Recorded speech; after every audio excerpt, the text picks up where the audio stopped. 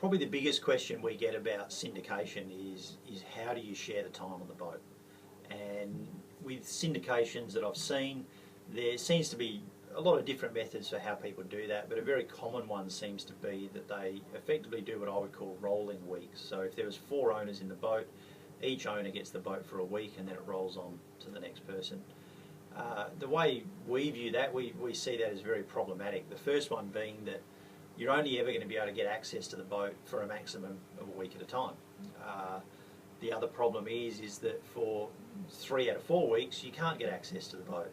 So yeah, the problem there is your week then comes around. If you happen to be busy with work or the weather is no good, then all of a sudden you've missed out on your week of boating. The other thing is that when with the number of boats now that we've got on Boat Equity and looking at their calendar systems, we can actually see that boat owners, and including boat share owners, do not use the boats anywhere near enough, and quite often don't use their maximum allowance for the month either. So the difference with Boat Equity is you only book the boat when you actually do want to go out and use it.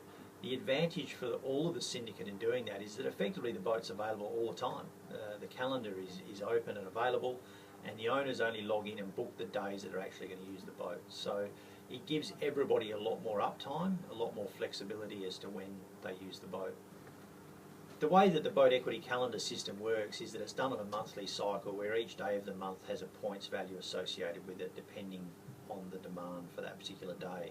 So what we do there is that each weekday is worth 20 points per day, Fridays are worth 30 points, Saturdays and Sundays are 50 points each, and public holidays are 70 points. So what that does is help to spread the demand out over the whole week and not just be on weekends and public holidays. Each owner is entitled to make their bookings and use the boat in accordance with their ownership of the boat. So if they own half of a boat, they would get 300 points per month. If they own a quarter, they get 150 points per month, and a third share would be 200 points per month.